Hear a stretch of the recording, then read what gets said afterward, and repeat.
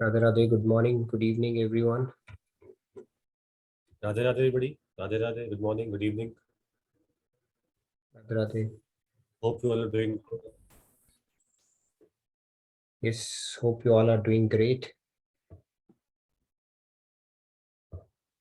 It's 1 minute to 9 o'clock, so we have 60 more seconds to go. If you're joining in for the first time, I'd love to hear from you. You can talk or turn on your camera. Look forward to having any informal stuff you wanted to talk about. All Also, right. if you're new, you can talk again. It's okay to hear from you. We love Sure. to hear your comments, suggestions, feedback, anything you feel like telling us. Yeah. Please do fill out the feedback tracker, not now, towards the end of the session. So Shyamji, I think we are on time, so we can get started with our opening prayers. Radhe Radhe, everybody. Let's start with my Radhe Radhe. Yeah. So Radhe Radhe, good morning, good evening, everyone. Welcome to today's edition of Daily Wisdom from Bhagavad Gita. Let's do our opening prayers and then we will get started.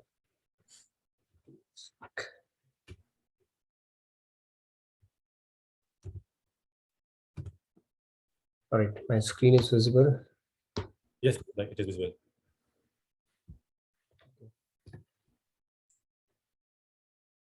That's great.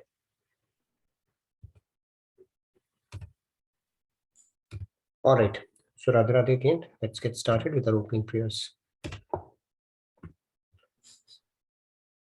Gurur Brahma, Gurur Vishnu, Guru Devo Maheshwaraha, Guru Sakshat Parabrahma, Tasmai Shri Guruve Namaha.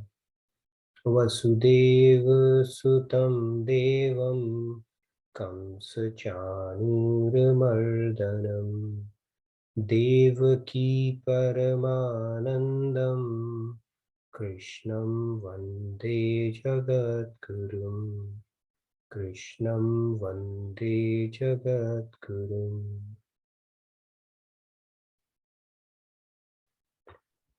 Radhe Radhe. Good morning, good evening, everyone. Welcome to today's session. So today we are going to do something that we have never done before. Okay. Before you get excited, it's going to be 3 shlokas. We have never done that before, but they are in continuation, so it makes sense. We will do that. One of them we did yesterday, and two more we will introduce today, but we will talk about those all 3 in entirety and in the context that we are discussing. So we are on the very important topic of charity. That's what we have been discussing, and today we will discuss the different flavors of charity. Okay? Like we have different flavors for ice cream and a lot of other things. Similarly, we have different flavors for charity as well. So those are the ones that we are going to discuss. What are those different flavors? So let's get started with 720. You're welcome to follow, and then we have 2 more shlokas. They are in continuation with the shloka. So if you don't get a chance in the first one, you can do the second. If you don't get a chance in second one, you can do the third. And if you don't get a chance on the third one, then you can do it tomorrow. So I'm sure we can cover everybody, maybe 3 participants each for each shloka. So let's get started. Datavyamiti yaddanam diyate nupakarine deshe kale cha patre cha taddanam satvikam smritam. All right. Do we have any participants who want to do that? Like I said, there are going to be 2 more. Maybe we can take 3 each for each. Nobody is there so far. There's nobody there. All right. Sandhya ji is there. Sandhya ji, Radhe Radhe. Okay, there you go. Yes, Sandhya, go ahead. Radhe Radhe. दातव्यमिति यद्दानं दीयते नुपकारिणे देशे काले च पात्रे च तद्दानं सात्विकं स्मृतं. Radhe Radhe. Radhe Radhe. Shyamji, you were saying there's no one. My mistake. Sorry. Radhe Radhe everyone.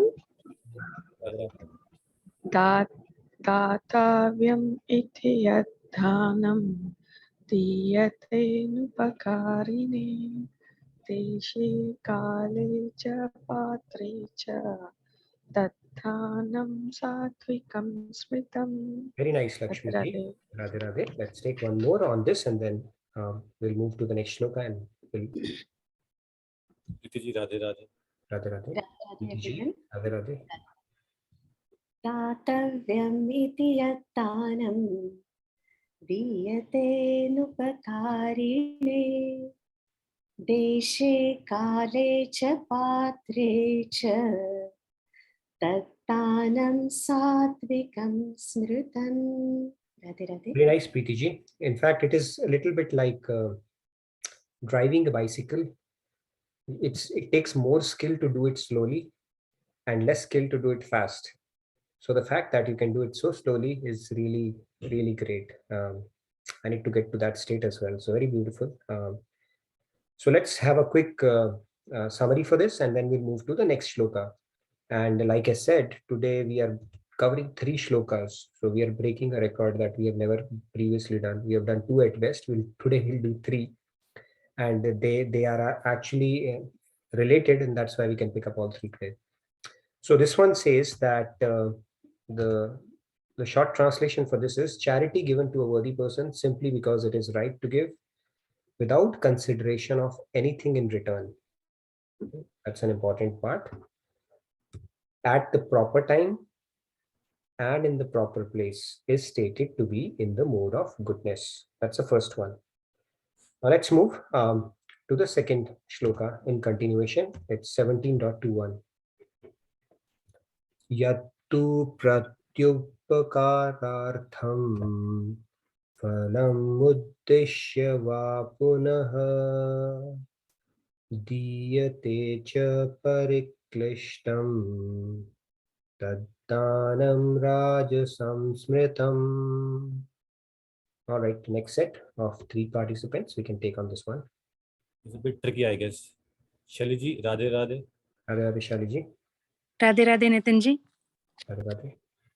Yattu pratyupakarartam phalam uddishya va punah diyate cha pariklashtam taddanam rajasam smritam. Very Radhe nice. Beautiful, Shaliji. Radhe Radhe. Okay. Rupaji, Radhe Radhe. Radhe Radhe everyone. Let me give it a try as Shyamji said it might be tricky. No, that's fine. Yattu pratyupakarartam phalam uddishya va punah diyate cha pariklishtam taddanam rajasam smritam. Chimtaji, you took the challenge and you did really well. Wonderful. Okay, let's take maybe one more and then we'll move to the next one. Ashutoshji, Radhe Radhe. Radhe Radhe. Yattu pratyupakarartham phalam uddishya va punaha diyate cha pariklishtam taddanam rajasam smritam. Wonderful, Ashutoshji. All right, so the short translation for this goes like, but charity given with reluctance, with the hope of a return or an expectation of a reward, is said to be in the mode of passion. Let's move on to the next one.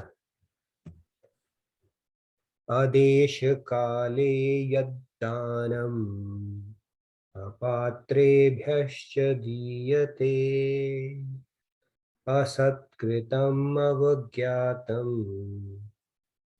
tamasamudahitam. All right, so who are the next 2 or 3? Swatiji, Radhe Radhe, Swati ji, you get the easiest of all. Radhe Radhe. I'm finding it difficult, but I'll try. Adesha kale yadadanam patre bhayasha cha diyate asatkrutama vatyata tadamada samudayah tamah. No worries, Swatiji. Right, right. It was a difficult one, sure.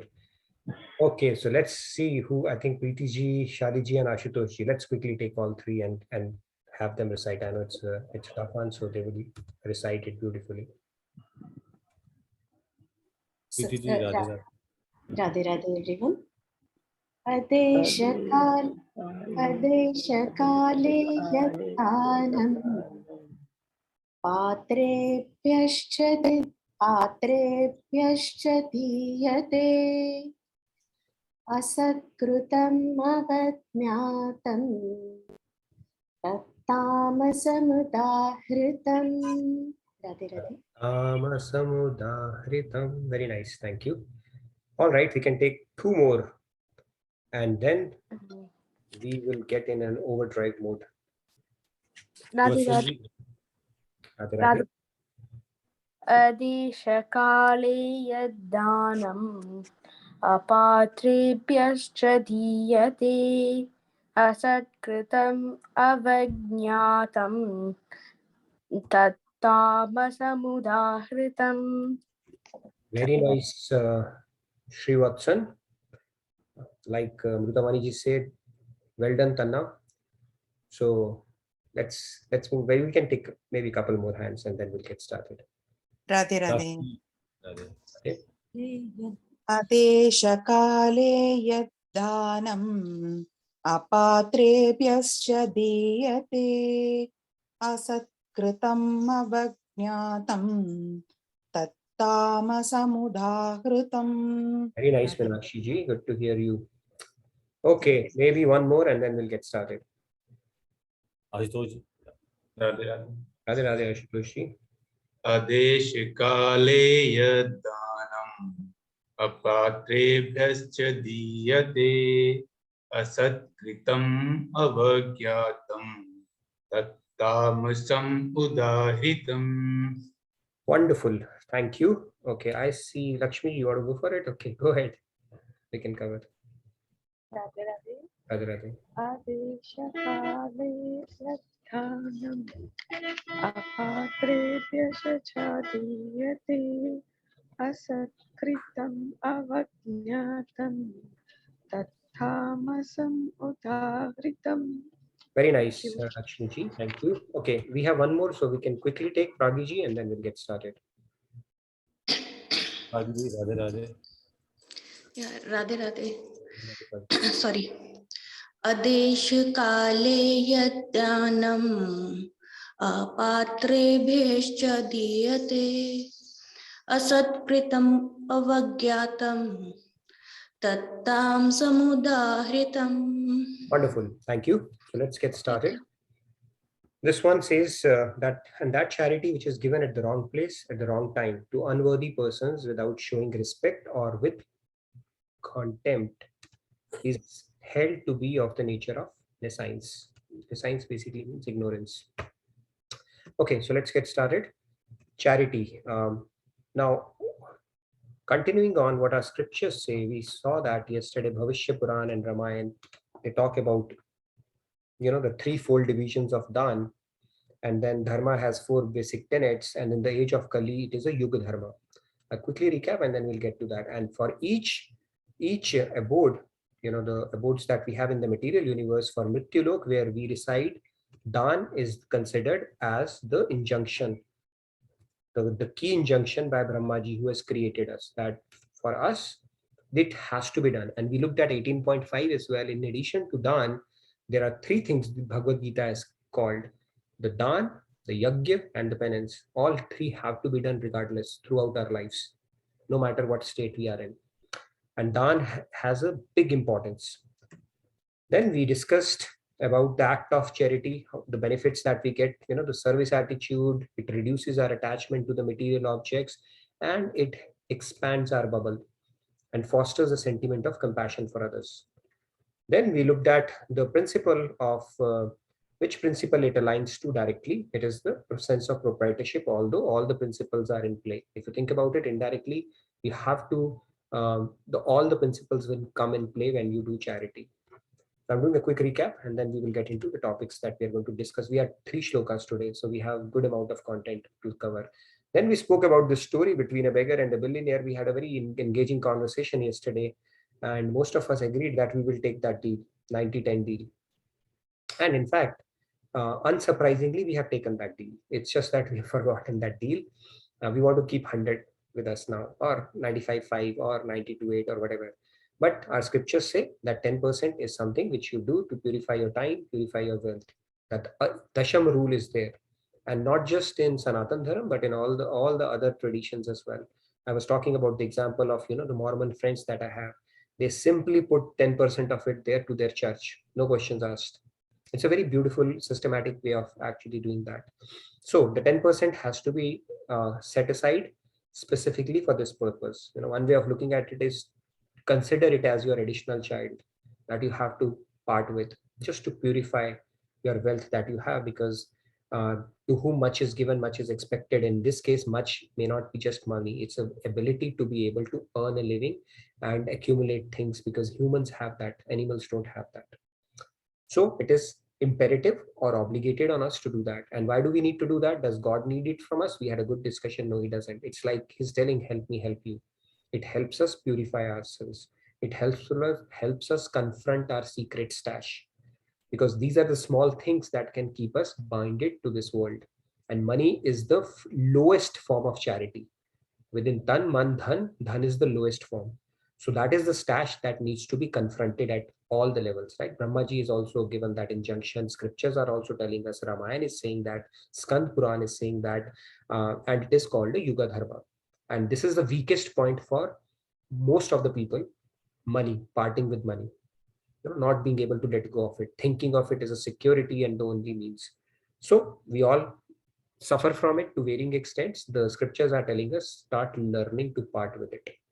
Okay, it's not that it's going to be make or break for you. And when you give that, it is actually liberating, therapeutic, and something changes in you. That something cannot be articulated, that can only be experienced when you start getting into that act. So let's continue on that discussion. So today's topic, we have picked up all the 3 shlokas related to charity, starting with 17.20. Charity, it's done in 3 modes, like any other things, because it's we are doing it in this material world. So it assumes 3 colors as well. And those 3 colors, as we know, are the colors of Sattva, Rajas, and Tamas. And there's a color which is symbolic of each aspect of material nature. The mode of goodness is white. If I put white, you'll not be able to see it. So I've made it slight gray. Mode of passion is, as you can see, that velvet red color. And mode of ignorance, as the color would tell you, it's in black. Now, charity also is considered proper and improper. So if you do charity and if you think, no, I'm doing charity and it's a great stuff I've done. No. Scriptures, Bhagavad Gita is very clearly telling us even the charity falls into these 3 categories. It can be proper, it could be improper. Just think of it, you're helping somebody and it could still end up becoming improper. It's a very interesting concept. Yeah? It took me a while to get my head around it. Something, but it is very important topic to keep at the back of your mind. Superior or inferior, as we would see through some examples, according to the factors mentioned by Sri Krishna in this verse. And that's why we have picked up all the 3 verses, so that we can talk about these and discuss this in conjunction and not in isolation. Okay, maybe we can have a deep dive discussion on one shloka itself, but then let's look at it in entirety to cover this concept. Now the Skand Puran says the mode of goodness. What does it talk about mode of goodness? Few things. So it says, from your wealth you have earned through the rightful means. Rightful means is the operative word, not by doing corruption, not through under the table settlements, the rightful means, because that is a double whammy. Right? Double whammy means the law of karma will catch up. Plus they say, right, chori ka mal goes in bori. So that can happen as well. That's how it works. Then you first earn it through rightful means. Second is take out 1/10 as a matter of duty and then give it away in charity. Done. Then dedicate your charity for the pleasure of God. Okay, this is an important concept, because when you do charity, your ego will rear its head and say, good job, you are doing something great. And do it for the pleasure of God, right? A lot of people in India, they put their name on the stones. They will inscribe it so the generations to come will look at it and say, my grand Dadaji and great grandfather, how great he was. Put your name. So are you doing it for your own pleasure, or are you doing it for the pleasure of God? That's a question. So that's a beauty of our scriptures. It says you continue doing the act that you're doing. Just fine tune your thought process. That's all God is saying. God is not asking us to hang upside down and do something, super gymnastic. He's saying just change your this thing, the thinking, the motive and intention behind the act that you're doing. That is the practice. That is the deeper concept even behind Karam Yoga as well. And the third aspect is when it is offered freely from the heart to worthy recipients. Okay, who is a worthy recipient? Okay, it will not come with a label on its head, say, hey, I deserve charity. When I came here in the US for the first time, I was very amused to see there was a beggar who was standing on a red light. And in India, they usually heckle you, right? Give some money, they will knock at the door. And this guy was calmly standing with a board in his hand, and the board read that, don't you think I deserve a beer? But $1 will do. And people were giving $1. So the point here is that there's no label. How would you know who's a worthy person and who's not? We will have a bit of a discussion on that. At the proper time, appropriate place, it is key to be in the mode of goodness. That is the mode of goodness, charity. The first shloka 17.20 that we did. Now let's look at this ranking now. Okay, now you may want to take notes or take this concept very, very deep into your thing, because it's a very important concept to understand in the area of in this particular realm of charity. So we will see what kind of charity becomes a second runner-up, which charity becomes a first runner-up, and which charity is the topmost charity. Now the best attitude, the top one, is the charity without even being asked to do so. That is the topmost charity. Lord Krishna is saying, you do it with an understanding that I'm doing it because I've been endowed by God on this birth, and I cut that 90-10 deal with him when I came to this earth with the knowledge. Okay, not because somebody's forcing you to do that. So that is the topmost charity, where you think as part of your obligatory duty, you have to do that. You shouldn't, it's not that some trigger or a stimulus is needed for that. It's like you just keep it aside. It doesn't belong to you. It truly belongs to God. Because remember that deal that beggar had with that millionaire? Always remember that. The second level is to give when you are requested for it, but happily. Wow, I will give it. It's an opportunity. It's a privilege for me. Definitely, I'll go ahead and do that. This forms the second category, the first runner-up. And the last one is the sentiment that, again, these people have come. They don't have any other work but to ask for chanda, right? We get that. I used to feel the same. And then you say, I was supposed to give that 50 rupee note, but I handed over that 100 rupee note after monetization. It's all confusing which note I'm giving right now. So then you regret, I should have given lesser money. Why do they keep coming asking for money all the times, and all that stuff kind of a deal. This is called the third level of charity. Yes, Lakshmi, you had a question around it? If someone like colleagues say that or put in the WhatsApp that on my birthday I have done this charity, that, and we get stimulated and then we do. So in which category does it come? So you get stimulated and then you do, basically that means you got inspired, right? So it's a second best attitude. You are actually happily doing that. Yeah, stimulated. No, but it could be first also. I mean, it's very contextual. You needed a motivation, but you did it all by yourself. Nobody asked for it. Yeah. Yeah. So yes, sometimes that motivation helps as well, but even maybe it's somewhere between 1 and 2, I don't know. But then the topmost is where you do it. You are internally motivated. You don't even need an external motivation around it. You see what I'm saying? There's a difference between external motivation and internal motivation. Now, if you need an external motivation, that is still good. Nobody's asking you to do that. But if you have an internal motivation with proper knowledge, that is even higher. Right? What if you don't find people who can inspire you, challenge you, or bring out the competitive spirit in you? Then what will you do? Then you are actually making it a function of things around you. So that's how I would see it. Yes, Rupaji, you had a question as well? Like, whenever we go outside, as you said, many beggars come and ask us for money in whatever way they want or something like. So usually what I do is, instead of giving them money, if I don't have any food in my hand, I would definitely give maybe 5 rupees, 10 rupees. Beyond that, I won't give, because not that I don't have it, because some people utilize it for, like, if it is men, they use it for cigars and all. I have seen them. So after we give it, the next shop they go, they buy cigars and all. So I usually give only food if it is available, because we are in the market, we can get anything, fruits or some food. So I used to give food. Under which category this comes? Okay, so we will get to that. The patra, the time, the recipient, all matters. It's a little dicey concept and a bit scary. We'll get to that. So just hold on. We will come to that topic. Okay. I hear you. Okay, it's a very common thing. So let's reserve it for our discussion. Let's continue, cover the theory, and we'll get back to those different scenarios that we have as well. Okay. Mohanji's had Please go ahead. Hi, Radhe. Okay, I know you're going to discuss this later on, but just to follow up on what the participant just said, at one point I used to think that way as well, but you know what? I had to rethink that. It's none of my business what they do with it. I give from my heart because I'm able to do it. So you're, like you just said, right? Whatever you do it from your heart. And what they choose to do with it, that's their business. That's their karma. Your karma is to give what you're able to do without looking back for any rewards or what they did with it. It's none of your business.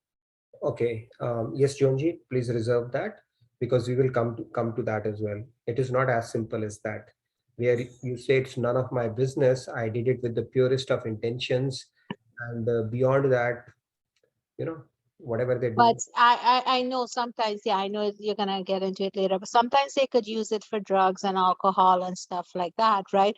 But we can't police that. We can't police that. And we can't, if some people might say we are enabling a habit.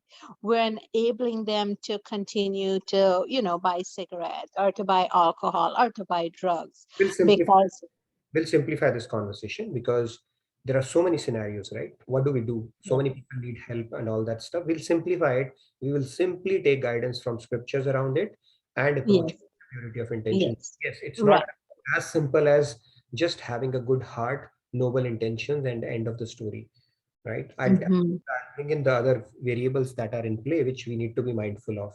Okay. Looking forward to that. Okay, great. Thank you. Let's visit that, and I'm sure we're going to have a very interesting discussion around that. Yes, Champaji. Champaji had something to say, so let's hear from Champaji. Radhe, beautiful discussion. Here I want to make a point. Whenever you give to a beggar or anybody, we should always say that in our mind, Krishnarpanamastu. It is not that I am giving, it is the Krishna who is giving you. Because otherwise what happens in the karma cycle, one day we have to become a beggar to receive from him, So we have to be very careful whenever we give the thing, and that ego I'm not giving should not be there. Once you have that, you have to take birth to receive from him. Radhe, Radhe, thank you. Beautiful point, Champaji. Krishna Arpanamastu. Very nice. So let's get deeper into this concept. Like I said, it took me a while to get my head around it, and still, I don't know if I've completely understood it or what I can do, but let's at least give it a fair discussion today. Okay, so the third one, like I said, there are 3 categories. So the third sentiment that I spoke about is the second shloka 17.21 that we did today. It is the mode of passion. This kind of charity is in the mode of passion, where you are doing it half-heartedly, begrudgingly, and then you regret as well, and you may be expecting some rewards in return as well. This is called in the mode of passion, rajas. So we are already out of mode of goodness. This comes into the mode of passion, and this, even the ones that we do, like when we want to see our name somewhere, right? We want to show up somewhere, have those kind of motives or intentions. They might be subtle. That also falls into the rajas category, because it's not with an intention of just giving away the charity without anything in return. And so those kind of things, the self-check. Sorry, there's a, if you can mute yourself if you're not talking, that will be okay. That'll be nice. So this falls into the mode of passion. Now let's get into a story today. You see two gentlemen. So this guy, both are in suit, but one should not be. But anyways, so this guy is giving the other one money. And apparently this guy drinks his way to glory. Okay, he's a drunkard. Okay, hopefully it should address some of the questions that we've been talking about. Now, he drinks his way to glory, and basically he's always seeking out opportunities to get money so that he can get drunk. And after getting high, he had a fit of rage on somebody and goes ahead and kills somebody, this guy. Okay, the money that he got enabled him to drink, and because of that, he lost sense and he killed somebody.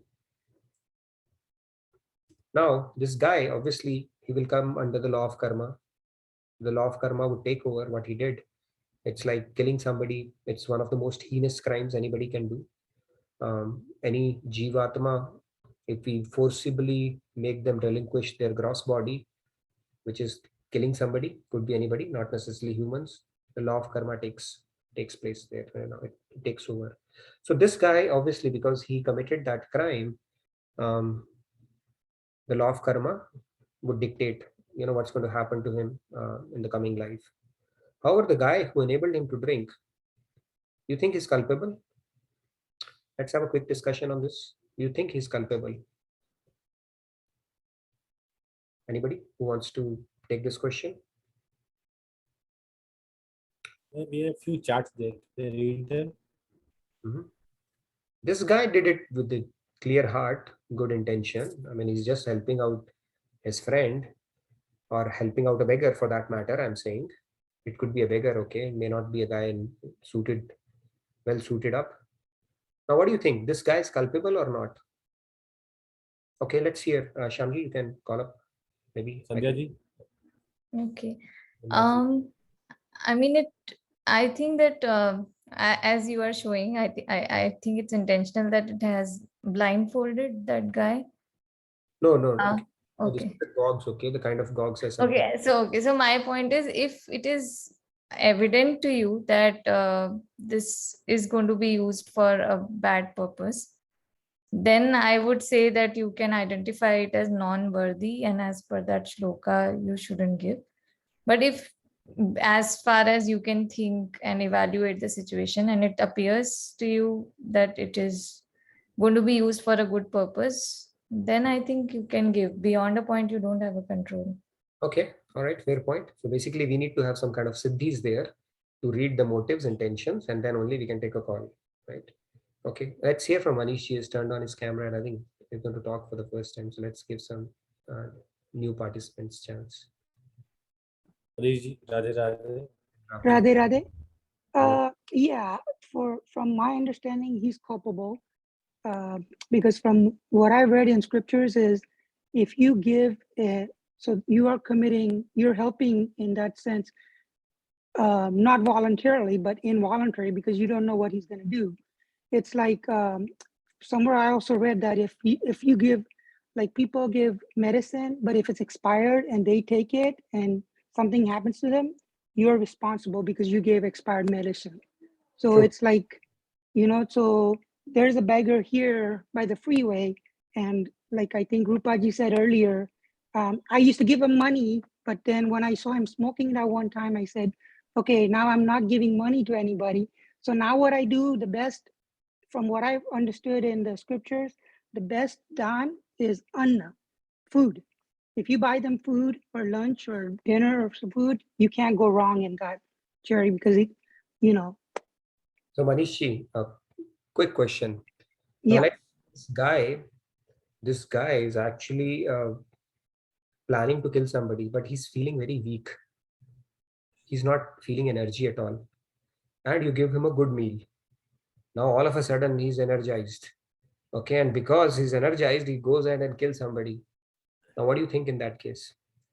I don't know. I mean, the scripture says undone is the best done. So I know I don't know how to answer it's that. getting tricky and murkier, okay? And Yeah. I have debated this concept in my head for a long time. Swamiji, and finally it has started clicking. Okay, in a very, I mean, hopefully, I'm not claiming that it has, but let's hear from other participants and then we'll get onto this discussion. It's a very interesting discussion. Okay, we could be doing a lot of things in life thinking we are doing great, but it might actually be counterproductive for us, and that's why we have to refer to scriptures to properly grasp that concept. So if you have enabled somebody to commit a crime, it could be food as well, right? Somebody just needs a glucose just to carry out some motive that otherwise they're feeling very weak about. That is also possible. But does it mean now we stop doing everything? Why will you be suspicious what this person is going to do? See, we have to deal with these virodhabhas and paradoxes and dualities. Okay, and that is where things get interesting. Okay, let's hear from a few other participants and then we'll continue. Is he culpable or not? Who says he's not culpable? Anybody who says that? Radhe, you need to get your lawyer as well if you think he's not culpable. Okay, we're going to have a nice debate on this. Yes, please go ahead. Radhe Nitinji. In the material world, he will not be culpable, but in the spiritual realm, for sure he will be culpable because the place or the person to whom we are donating, that Dan Patra is very important. Whatever that person is utilizing that money for or whatever help we have provided, the fruits of those we will be culpable for that. Deshe, Kale, both are saying, right? Dan Patra. Great point, Rahul. We'll come back to that. Beautiful point. In material world, no. In spiritual world, yes, there could be repercussions, and that's what we're going to talk about. Let's hear from other participants as well, if they have any other perspective they wanted to add. Yeah, time. Yeah, Radhe. I think he's culpable, not totally, but a part along with the guy who has done missing. But major culpability will not be onto the person who has done the harm. Okay, yeah, no, the person is definitely culpable. The question is the one that who enabled this or became that reason, should he be culpable or not, right? That was the question. Good point, Lakshmiji. Let's hear from few other participants real quick and we'll build, and then we have another question I'm going to pose. It is again a very important concept of charity that needs to be understood. So let's hear quickly. So Radhe Nitinji, this is Venkat. Radhe. Shall I go ahead or someone else is waiting? Please, Radhe. Yeah, so Radhe. So I have a couple of answers actually here. So if this person who is giving that, donating that money, if he's thinking that he is donating from his own, like for his satisfaction or for his one of those three gunas that you talked about, then it becomes somewhat he is culpable, even though it is not his intention, but the results are kind of, he is also part of those results, one way. The other side is, if he says like, is giving for the sake of Krishna Arpanam, right? So Karma Siddhantam, then he is not attached to the results of that. So obviously, whatever that person does, so it is not going to be in his account. So that's my understanding, but you can clarify that, please. Sure. We'll get into that. Yeah. No, that's a great way of looking at it for sure. Right. And now he could be handing over the money that fell out from his pocket. That is also a possibility. Or he might just be returning the money that he borrowed from him. All possibilities are there, but here we are saying he's giving his own money. Just wanted to one more thing on the offer it to Krishna that Champaji brought in that point. That was pretty interesting around that as well. So yeah, let's continue on that. Let's hear from sorry, were you about to say something else? Yeah, just one more thing on the first point here, what I was saying. So even though he's kind of culpable, but then the impact is not that much compared to maybe the less impact here. compared to his intentions are that he's donating someone, he's encouraging someone directly versus indirectly without knowing here, right? Chitragu, you would know better the proportion of crime that will be attributed to his account for sure. But yeah, I think would he be culpable to some extent or not is what we are asking for here. But yeah, great point. Let's hear from a couple of other participants and then take this discussion forward, because I have another interesting question today that we need to understand. Thank you, Radhe. Yeah. Thank you so much, Venkatji. Radhe, Radhe. Radhe, I'm having dinner. Sorry. Give me 1 second to swallow. Jonji, you don't have to be sorry for having dinner. I came back from temple from Navratri service, so just having my dinner. Okay, ready, everyone. Okay, so basically, it's a tricky question, right? Intent versus impact, right? So the intention might be good, and the impact is somebody died as a result, right? So if you look at the law says like sometimes people get away with murder because they're under the influence or they're mentally, incapable, or they're sleepwalking or whatever.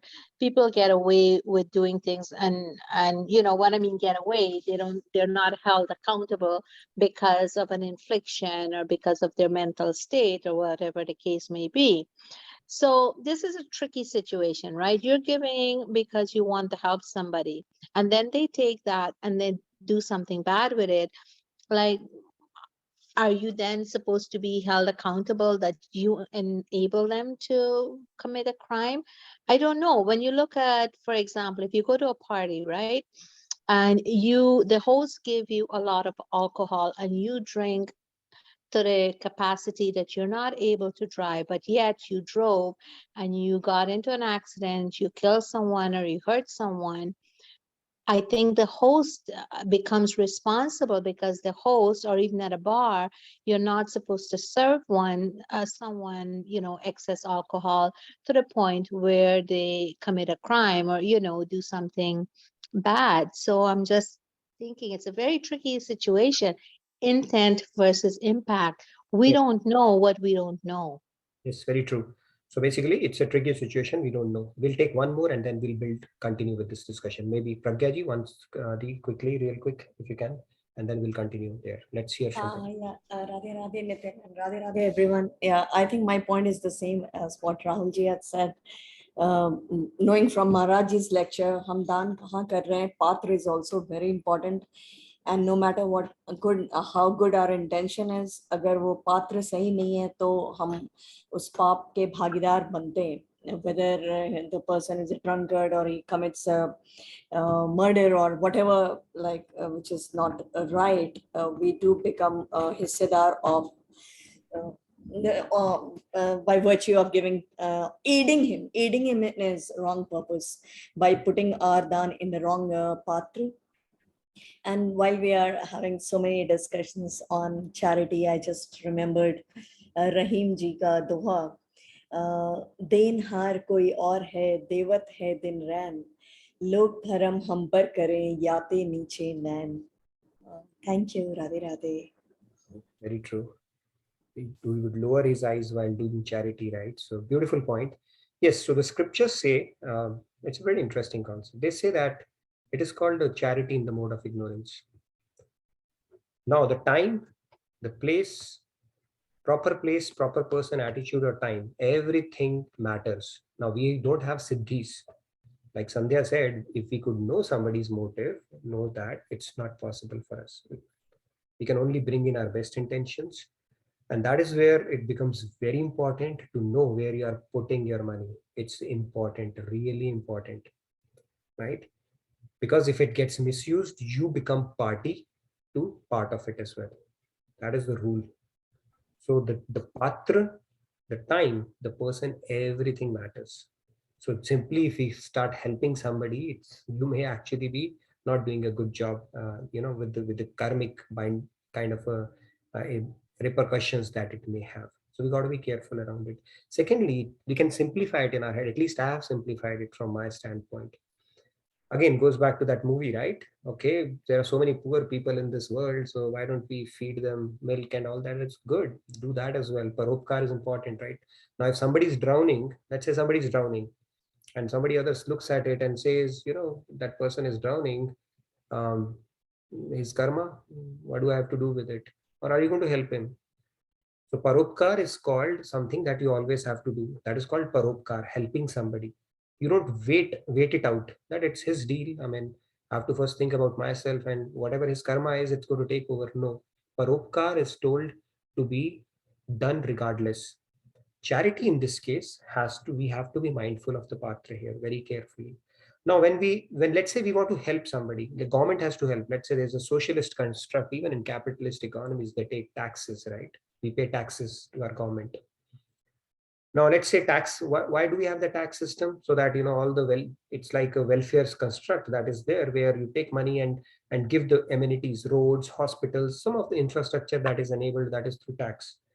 Right? In a way, it is an indirect charity, that is forced charity upon us by government. God doesn't give us tax. That's it. 1/10 is we have to give anyways. He's not going to say anything that you didn't give tax like IRS or our income tax department would do. But the law of karma would dictate, okay, you didn't do that, you hold it, so something next birth, you'll not get. Now, if let's say we were to do charity, there are 15 or 20 people who need that. Are you going to go individually and give it to them? Can we truly cover everybody on this earth? So many people who are needy, right? Can we do that? So we simply give it to the government and they distribute it where it's needed. Government may do corruption, right? In case of God, when you simply put it at his feet, that it is for you, you are the best judge where it needs to be diverted, then you are simplifying this whole process in your head. Okay, it's a very deep concept. Just think about it. You're just putting it with a consciousness that I'm giving it for your cause. You are the best judge on that. That actually becomes the topmost dhan. Because now you are purified your intention and you don't have to worry really about it. It will get dispensed to where it is needed. When you give it to root, wherever the water, twigs, leaf, fruit, it will go. But you need to have that faith, right? Now, who has seen God? How do we know where it's going to go? All that is fine. But when you put it, and that too, it's very important to pick up a place where you have absolute trust. There are so many fake things going on as well, right? In the world. I mean, the other day I was reading Red Cross also. It's a big of kind of a scam. It can happen. So many things. So you have to have a purity of intention and God will guide you. That's how I see that. There's so many things we don't know in this world. But if our money gets misutilized for things which are not really in accordance with how they meant to be used, we become bhogdar or bhagi of that result as well. So if your money gets channelized to places where they're running some illegal stuff, you get a part of it as well, is what our scripture is saying. So your intention is not good enough. If a child approaches fire with a very pure intention, right, he doesn't know all that stuff. Will the fire spare him?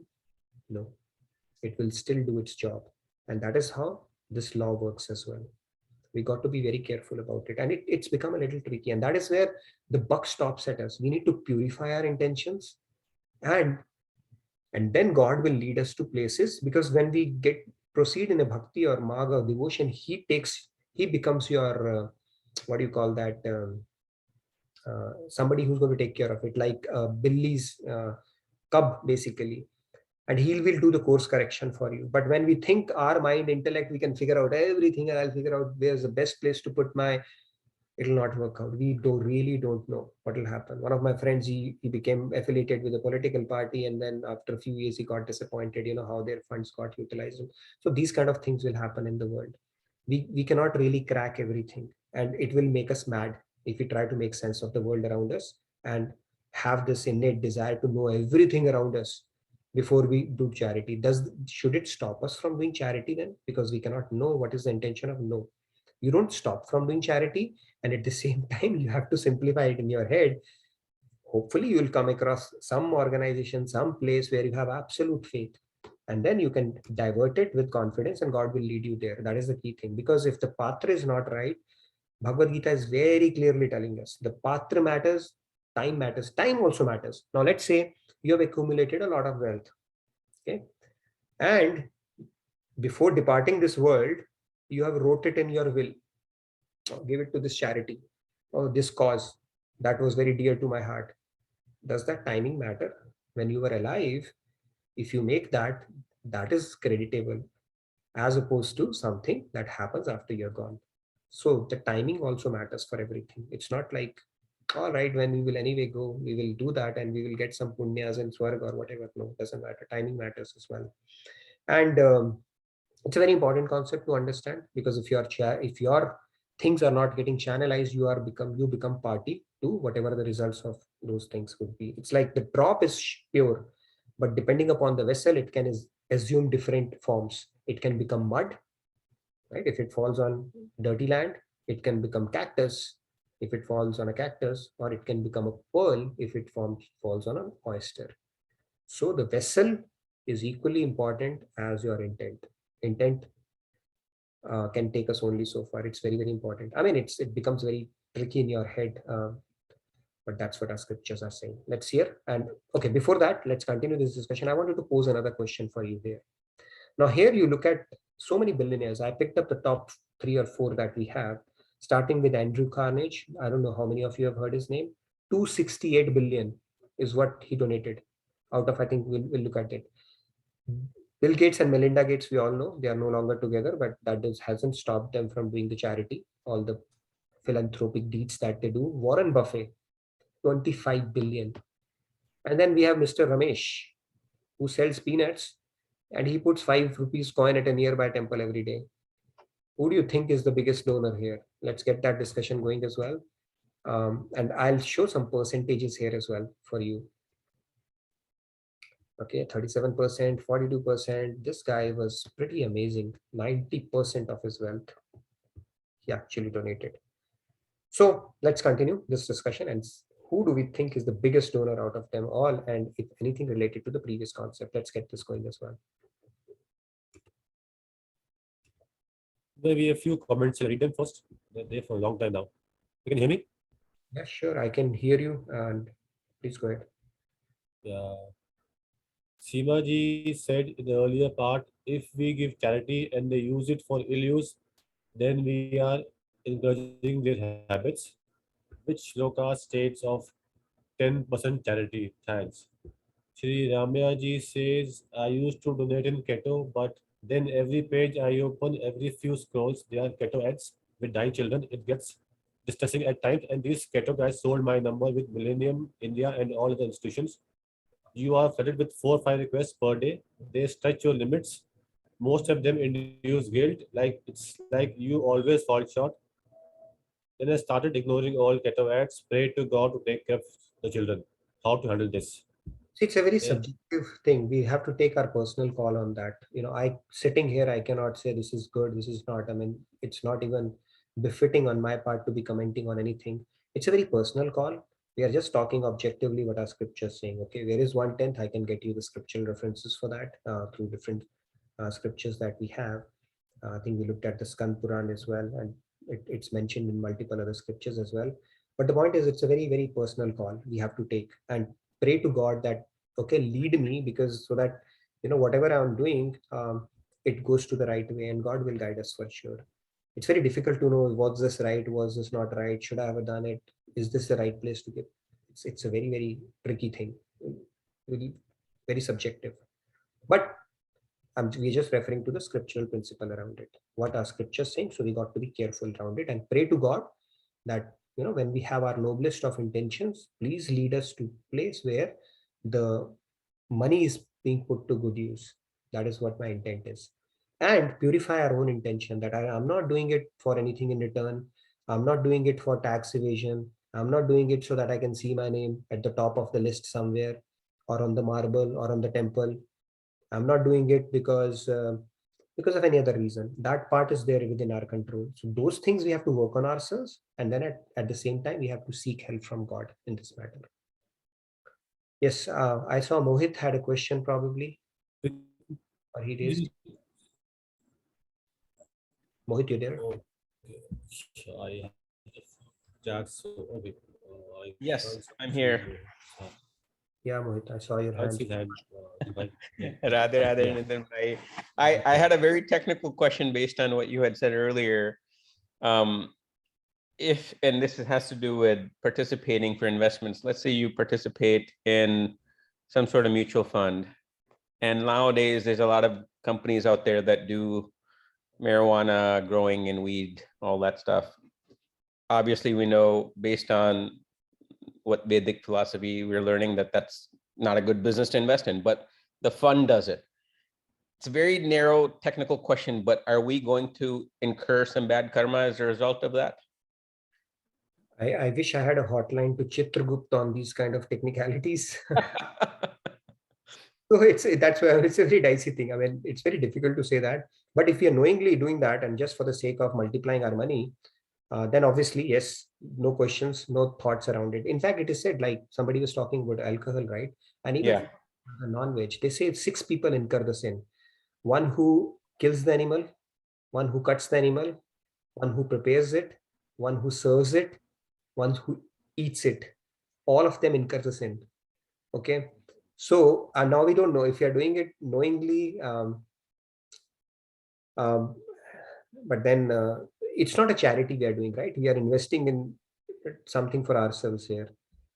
So yeah, I mean, and then I've seen a lot of people. In fact, I had a Sardar friend. His guru had told him, do anything that you want to do. He came in USA, by the way, but don't invest in alcohol business. Okay. And this guy was telling me the story. He was a driver in New York when I used to travel to KPMG, you know, I was going there and he was telling me a story. He said, what Babaji had told me, I did not pay heed to his request. Okay. He actually opened up a alcohol shop. It was doing really great business. And then within a matter of a few years, something happened and he became bankrupt. He ran out of business. And he said, I didn't listen to him. A lot of bad things happened to me. So the point is anything which is bad, which is like they called Pancha Mahapap around gambling and all few other things, anything that is associated to that, and we know that for a fact, I think we got to refrain from that. I mean, at least that is how I understand. I think this technicality we can ask from Swamiji. How would it work basically? Because things can have gray areas around that for sure. But let's ask him next time when we meet him on this. I'm sure Definitely. Thank you. Good to hear from his mouth as well on this. Thank you. Nice. Okay, so who's the biggest donor of these? Anybody's taking that question? Before we get into that, I want to stop share just for a second and have Shifali take over and tell you something that you're going to love. Okay, so Shifali, over to you. If you're around, you can show maybe a minute or so. That way we can have participants register for it, and it's not a charity link, okay, for today. Sorry about that. Yeah, sure, definitely. Did I catch you off guard by any chance? No. Should I start my screen sharing? Yes, please. Yes, please. And audio sharing as well. That way we can. Okay. Yeah, sure. It's fun putting people on spot, right? So. Yeah, sure.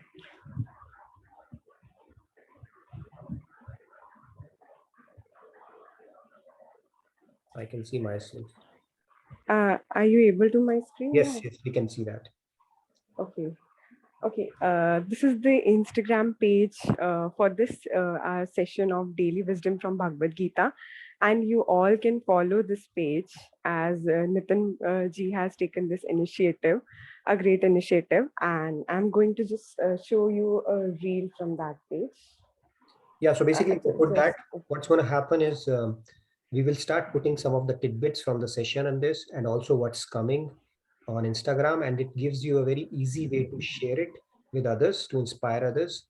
And we know the power of the viral power of social media, right? And this will have a lot of knowledge tidbits coming out shortly as well, and a lot of good stuff that I'm sure you will find very meaningful and beneficial. And it's a quick way to share it with others as well, so that they feel inspired and they'll have the resources how they can join these sessions and avail some of the other good stuff that we will start putting periodically as well. Yes, you can show that quickly and then we will get back.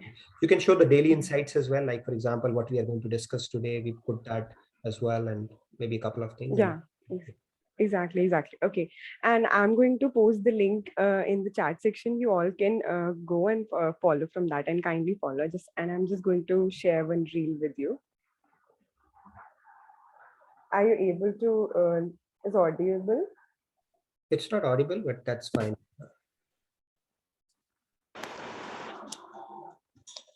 No worries, that's fine. You can take a look at it all by yourself. Please do join if you are on Instagram, and it's going to be a great resource as we go along. So we are going to harness into the power of social media, and I'm personally excited about this. So it's going to get better with time, and then you can see what's coming your way for every session. Every day we are going to post that as well, and yeah, it's going to be fun. So do check it out as well. Yeah. Thanks, Shefali. Anything else you wanted to No. say about it? Yeah, that's it. Okay. If you see some funny content out there, just think that it is part of our seva. Okay. You may find some interesting stuff as well, reels as well. These are the trends that are catching up, and we will utilize it for seva. They say seva takes you places, and it can take you places which can be a little hilarious as well at times. So do check it out. I think she has posted the link, and it's a good way to engage other people as well, because we'll be posting a lot of knowledge and tidbits content as well on this one. Okay, now let's get back to the question. Before that, Shamji, you have any announcements to make, and then we'll continue with our discussion. Yeah, the track is already posted. Please share a feedback, your comments, your requests, your suggestion, whatever. We have a family camp coming up from the 24th of June till 30th of June. Please register yourself. And we have Durga Ashtami celebration going on in the temple till 10th of April. Please come and visit if you're around Dallas or online, whatever suits you. I guess that's it.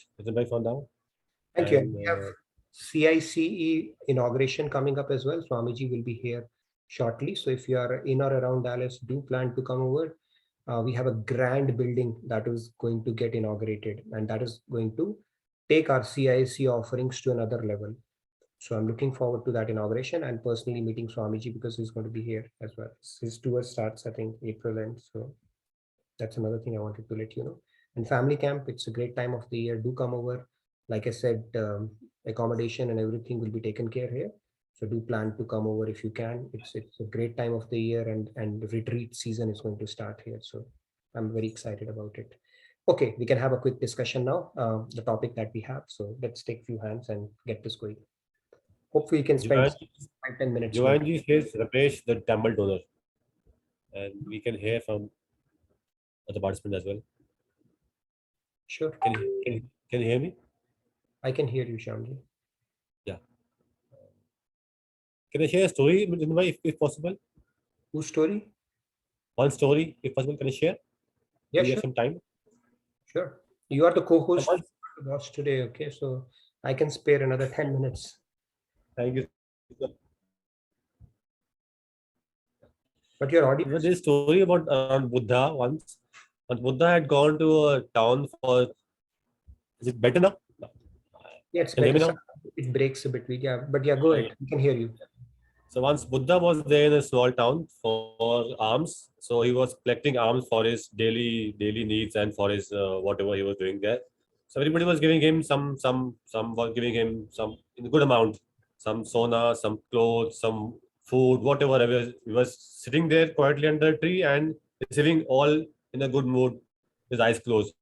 And suddenly a lady came up, a very old lady, a very poor lady. She only had food for herself, which she had, I guess, shared for her for a I guess night to have for her own self. She gave him this entire food, and when he saw the lady, he just stood up, he folded his both hands, he took his both hands, and took the food in his hands, and then said namaste. And he was sitting there, was stunned. All the people were wealthy people were coming there. He was not even looking at them, what they are giving, what not giving. And suddenly this old lady came up, the poor lady. When what she offered was not anything for him, just two rotis with some dal, and he stood up with his folded hand and he just took it in his everything. So they asked Buddha, "What is this?" He said, "What everybody was giving was part of their wealth. They were just parting with what they had, not entire thing. And this lady, whatever she had, she gave it to me. She didn't even think twice. What will I do? What will I eat? How will I survive?" She just gave it for I guess for his sake or for the God's sake. And that's why I had to stand up and with gratitude take whatever she offered me. So the moral of the story is, as I said yesterday also, we think we we'll part what we have, like 1/10 of what we have. And that lady gave whatever she had. She didn't even think twice, yes or no. So that's the gratitude Buddha showed her while receiving the alms. That's it. Radhe Radhe. Beautiful story. Beautiful story. It's not what we give, it's the love behind what you give. And we all have, like it said, yatha samarthya. Yatha samarthya makes it contextual, it makes it subjective based on our samarthya. So if you look at the screen here now, is it a big deal? 37% out of 74 billion. I mean, it's a big deal, of course. Parting with wealth is a big deal. But when it comes to now, Mr. Warren Buffett, he has pledged 99% of his wealth, and he lives a very minimalistic life as well. And then if you look at this guy who has been the biggest philanthropist, I think Andrew Carnegie, he's 90% of his wealth he gave away. And then you have a guy who's giving 5 rupee coin, and he earns probably around 10 rupees or 12 rupees a day, and after that he's made it a ritual kind of a deal. So the point here is there are a lot of factors in play here. How much actual potential do you have, right? If somebody is giving 1 rupee, he earns only 2 or 3 rupees a day. That carries much more weightage for God as opposed to somebody giving $1 million, because they have a much more capacity. So it's not about money. God doesn't need money. He's looking at how much you are willing to sacrifice and have more faith on him that eventually he's going to take care of me, part of it now. So that is the key part. So the proportion matters, the percentage matters, the intent matters. Why are you doing it, right? The intention comes into picture, and the bhav comes into picture, and obviously your samarthya comes into picture. What is your samarthya to do that? If I'm a billionaire and I'm doing $1 million, not a big deal. It says that charity makes sense when you feel a pinch, little bit of pinch. That actually does that. So yatha samarthya, they say that. Maharaj Ji actually goes on to say, obviously he raises the bar for everything. We are not, we have to keep on increasing our faith around that. He says that is fine. If somebody gives 40, 50, 60%, and at the end of the day, he said anything over and above what you need, right, to survive. It's called, even Vivekanand said, somebody asked him what is poison. He said anything over and above that we need is called poison. It could be in form of clothes, it could be in form of food, money, opulences, things, and everything like that. Patanjali Yoga Sutra talks about minimalism. So all the concepts, they converge, but because of our conditioned mind, we always tend to accumulate more than what we need because of that sense of insecurity that we have, right? And more often than not, we leave the stuff for our next generation more than they need, and they do the same, and they keep, that just keeps moving over. And 10% is actually, somebody is asking where is it said in 10%, I'll get that, but 10% is actually not even charity. It is the tax of staying on this earth, because we kill so many insects, right? We eat and we take so much of the ecosystem. This is just the bare minimum cost of living in this earth. Charity starts after 10%, if we really want to go deep into that concept. Okay, we think 10% is good enough. No, 10% is bare minimum. Real charity starts after that. And saints say anything over and above that you truly need. Obviously, our needs are subjective, right? Each person would say, I need this much. This much I need to become secure for myself. After I retire, for my kids and other things, how am I going to live? I don't want to live off others. So that can be very subjective in our heads. But end of the day, we have to keep our surrender increasing and get ananyashrit in, like they say, right? That is a higher state. Closer to that, we need to keep striving for. And one of the ways to enable that is to start letting go of stuff, starting with money that we hold so dear to us, right? In charity, they say nobody has died poor. So that practice, simple practice in our mind to, just give a little bit. Just giving is very liberating. Give it from your hands. That itself will start making us, heart become more purer, and it's a kind of a liberation that you feel from within. So that is the whole concept of charity, part of it. These guys have done fantastic, what they do. Even people, they don't do that, right? Walt Disney, this guy, he had so much of money. And you know what he did with his money? He wrote a will that preserve me when I die. Put me in a freezer, okay, and keep preserving me. Why? because there will be a day in science where they will be able to resurrect a person. They will figure out how to make a dead person alive. He had complete faith, not in God, but in science. And he said, preserve me until then, and finally you can bring me to life. And he did not write even a single penny to his kids. Walt Disney, by the way. Obviously, his kids were upset, and he was put in, because here the law system is very sick, right? They obeyed his will, put him in a freezer, and one day there was a stink coming from his freezer. When they opened it, somebody has disconnected that freezer. Okay, we don't know who did that. Kids were not happy. We don't know what happened after that. So the point here being, it's very difficult for us to part even when we go. And if we had a choice, we would take all the things along with us.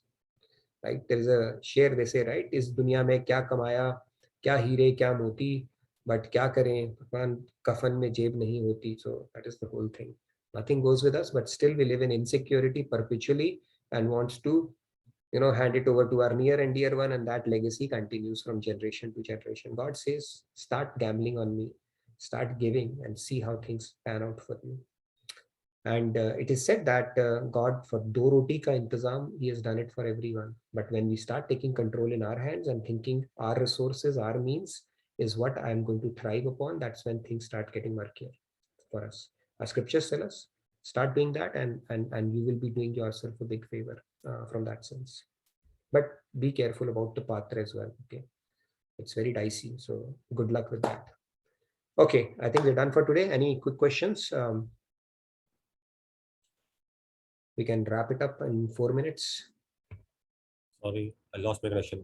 And please fill out the feedback tracker, and we'll do our closing prayers. And we can pick up somebody who can do the closing prayers today. Yes, Rupaji, Swatiji, and Padmaji, let's quickly have a minute each and wrap up our conversation for today. Shamji, you can call maybe. Yeah, I'm not able to, because I guess. Let's start with Meenuji then. She rarely raises her hand, so it's always good to hear from Meenuji. Radhe Radhe. I will just take 1 minute. I'm going to share a story like what Shamji said. I went to a Christian school, and one time they was telling a story that in the church in front of Jesus Christ, a lot of people were coming to give charity, and they were making, lot of sound, they were throwing gold coins and making so much noise that, that they were the one who are giving the most of the charity. And then there was an old lady, and she was the last one to get up, and she opened her sari on the side. She had saved 1 coin, and she went and she put that coin there. And then everybody asked, who gave the most of the donation today? And this Jesus Christ said that old lady sitting in the corner, because she was hardly making any money, and she just saved a penny. So like all the things you said, her intentions, and for what purpose, she was not expecting anything in return, and her donation was counted on the top. Thank you. Beautiful story. Yes, it's not about the quantity that we give, it's more about the intention and how much ability we have, and willingness we show to give up what we can. And many, like, if you give donation anonymously, I think that is the best one, because topmost, yes, because God knows how much we are giving. When we give a name or write a name, this is just to show off. Topmost. They say you should do charity when you're doing it with your right hand, the left hand should not know. Yes. And conversely as well. It's not like when left is doing, right should know. Okay, so both ways. It should be completely anonymous. Yes.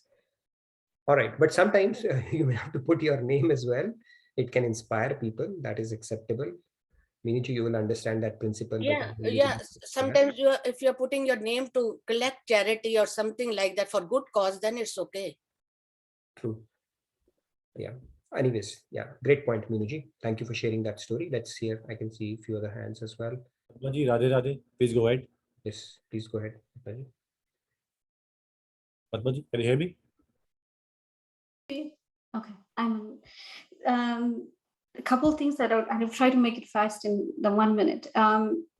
There's so many things that we hear every day in Bhagavad Gita class. Are we realizing all of those things right away? No, we are taking it by faith until that right time comes, and that becomes your realization. Same thing with this also. If our mind is stuck with the 10%, take it for the face value until you actually realize that, but don't doubt it, right? Just take it for the face value, and somewhere God will give you, and maybe next session, Nitinji would come and give you the source and stuff. But when the source comes, accept it and just take it, right? That's the first thing. We all struggle with this, right? There's so many polarities, right? We have good intention, but we are afraid that what if this happens? What if that happens? I have to break it down for myself, and this is how I break it down for myself. I was not too much disturbed by giving because mom used to give, and it became a natural process. But if we are struggling at any point in time and not knowing, and this is how I broke it for myself, look for how is that giving and whatever kind of giving, is it helping the other soul, right? Is it soulfully giving that is helping the other soul? And it's not giving what giving is, how should I say this? Giving is what you truly love, but not what you have in excess. And my mother used to really emphasize, it's not giving, sharing food to the neighbor. And in India, it happens very much like every day, neighbors would come and they say, hey, I don't have this, I don't have that. Can I borrow a little bit of this and a little bit of that? It's not about looking, how much do I have? Enough for a whole month. And let me say, when you're really shrinking and you don't have enough, you share that little bit is what I was told. So give what you truly love and not what is in excess. And I have to break it down for myself. Like, what is the right place, right situation, right time? Is when you're giving, is it true?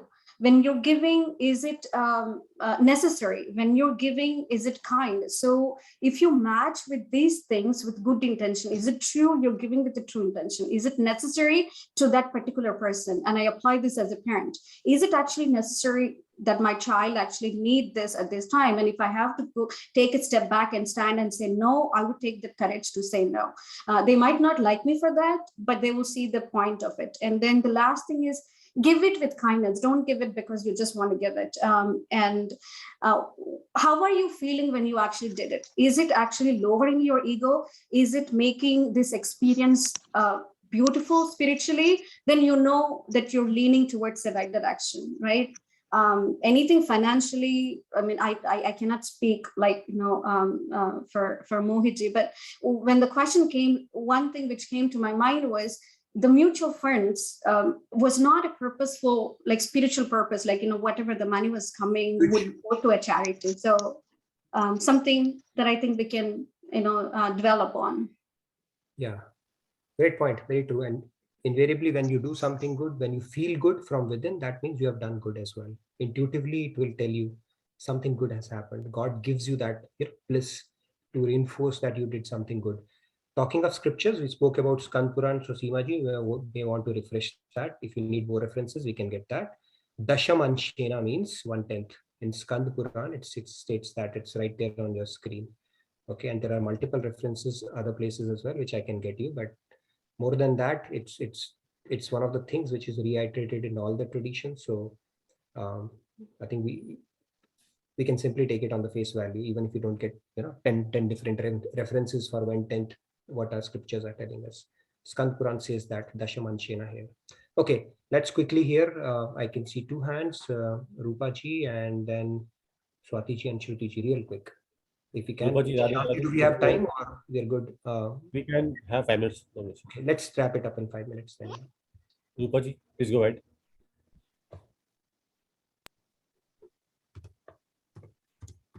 I can't unmute somehow because I lost connection with my mute and each other. Radhe, everyone. Radhe. Actually, my intention, what I said is because I had a bad experience when I was in my school. So I saw it, and when I just came in as my parents, they said, Annadan is the best done. Whoever is in need of the food, definitely we should give them. So I made it a habit that giving food is the best than money. I'm not saying money, giving money and thinking of the intentions and all, because I had a bad experience. I just, as my elders, they suggested me this is the best way. whether you give 1 rupee or if you give a fruit is also enough. So True. that's way I followed. And also one of my relative, my uncle, actually I have seen him. Maybe that is also a good inspiration for me after I grown up. Daily he packs, and like he's a contractor and he keeps roaming around because he won't be at home for food and all. So he eats outside and he packs 3 packets of food daily and gives to such a person who is not in his conscious. If you give him food also, he don't know whether it is food to eat or not. He chooses such people because he always keeps on traveling. So he used to donate that, give that food, at least minimum 3 packets of food daily. If he's going from home, he asks my aunt to prepare at least 3 packets separately and give it so that he can give. Even in summers, he donates water bottles, like while going traveling, whoever needs it. So I got inspired by even my dad and as well as my uncle that food is the best one I felt. So if I'm wrong, please correct me. No, no, it's beautiful. We're talking about monetary part of it. Food is great, but it's part of the paropkar here, right? Paropkar cannot be shunned because of any reason. I gave you that example. If somebody is dying and you say it's his karma, you don't do that. No, paropkar has to be done. Out of the way, whenever you go, you get a lot of spiritual merit out of it for sure. So I know it can get a little tricky when it comes to the daan part of it, but yes, if we have that habit, it's a great sentiment, right? You're helping people out for sure. That's why they say even when we give it to birds also, it's a great act to give them water and all, because they will return the favor when we will become the birds. Okay, so it's for our sake only. Hopefully we'll not. Okay, thank you so much for sharing that, Rupaji. Let's hear from Shruti and then Swatiji and then Swatiji. yeah, Yeah, Swatiji. Radhe Radhe. I also want to tell a small story. In this also one, it's like a back story, बहुत पुरानी है. In that one man, he was going to build a university. So he had asked for donation, like whoever can give the donation for his university. Then everybody gave their share, like rich people can give 1 lakh, 2 lakh, 10 lakh, according to they wanted to give. When one beggar came, in his begging bowl, only 1 anna was there in the begging bowl. And he gave that 1 anna to that person. And then that person was so happy, he hugged him. And then he said, the other man said, I gave you more money than him. Then you're so happy with him. He said he gave his everything. Sarvasva, like Sudama gave 4 dana chawal, it was that only left with him. So that is the more important, that he is giving his everything. That counts more. Very true. The percentage matters, right? True. If Yeah, you have thank billions you. and you're giving million, that's the same part. Proportion doesn't, basically proportion matters as well. Intention matters as well. Patra matters as well. So a lot of factors in play here for sure. Great point. Beautiful point. Yes, I think we have Shruti as our last participant. So Radhe Radhe. Yeah. Radhe Radhe everyone, Radhe Radhe Nitin. So after watching Slumdog Millionaire, I actually stopped giving money because you see everywhere there is, how they are making kids do it, because we are so kind to kids and, we think that kids deserve it and we share it. And they are actually, doing so many bad things to kid to get the money. So I stopped giving it. But after sorry for the interruption. Okay, just a second, please. reminded me of Doordarshan days. She said, sorry for the interruption. Used to happen. Yeah, sorry. So after that, I stopped giving and I started sharing food, like how I think Rupaji was saying. So I started giving food, and once we gave food, like this, whole sack of flour to a lady, and I saw, as we moved away, I saw that lady going back to the same shop and selling the sack of flour and getting the money.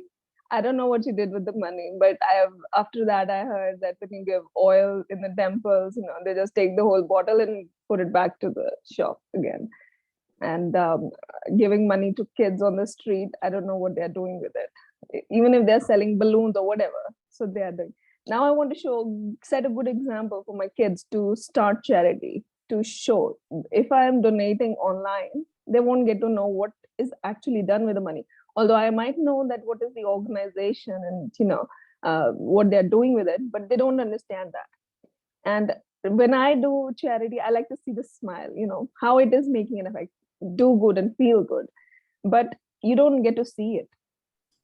Then I'm really confused today that how should I, how should we do charity? You're attached to the result of seeing that smile. Huh? Yes, I like to see the smile. Yes. No, that's a good point. Good. Because it's actually, I actually learned that either we can do sympathy, we can do charity. There are two ways, like either sympathy or empathy. So sympathy is when you are doing it out of a place of power, that I have something that I can give. Or empathy is like you get down to their level and you see them as, this could be me.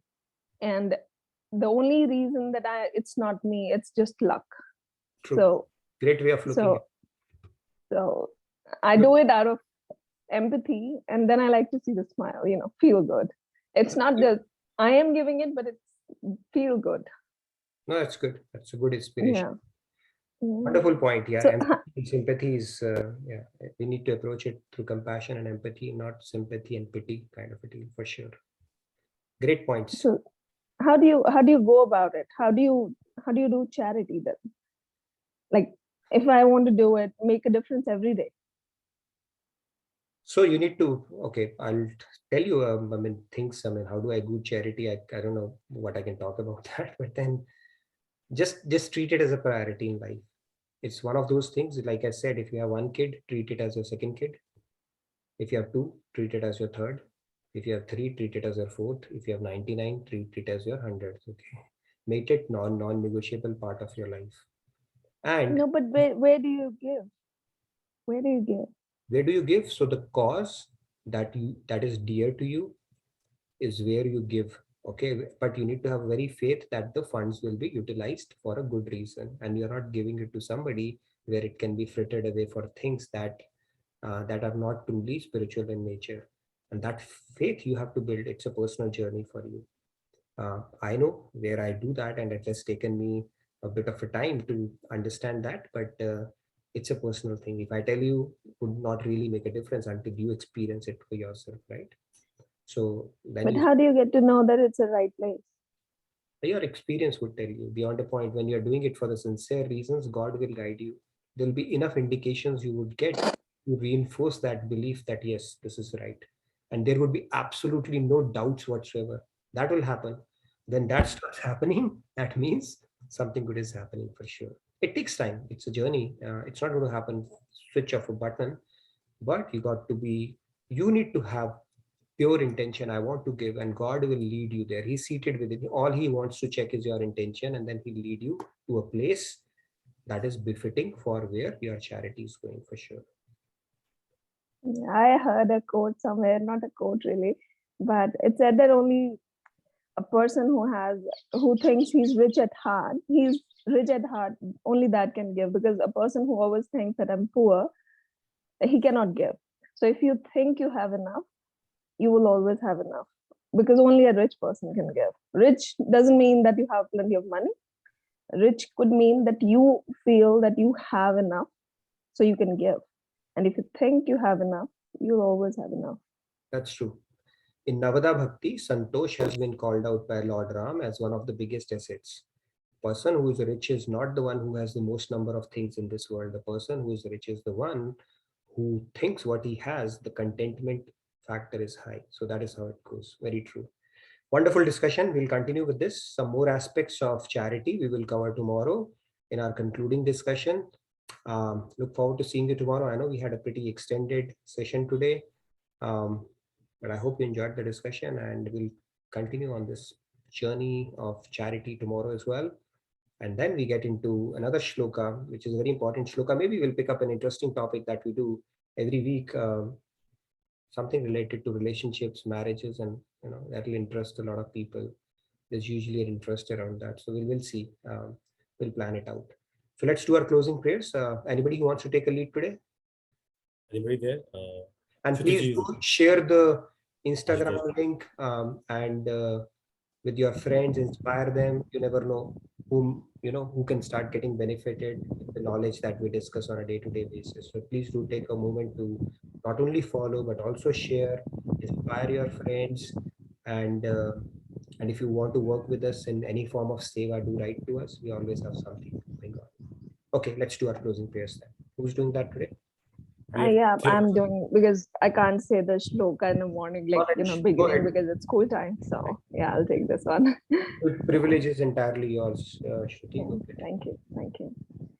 Sarve bhavantu sukhinah, sarve santu niramaya, sarve bhadrani pashyantu, ma kaschit dukh bhag bhavet. Om Shanti Shanti. Radhe Radhe everyone. Radhe Radhe. Thank you, Shruti. Radhe Radhe. Everybody have a wonderful evening and a great rest of your day. I look forward to seeing you tomorrow. Good night. Thank you. Thank you, See you Shyam. tomorrow. Same time, same place. See you.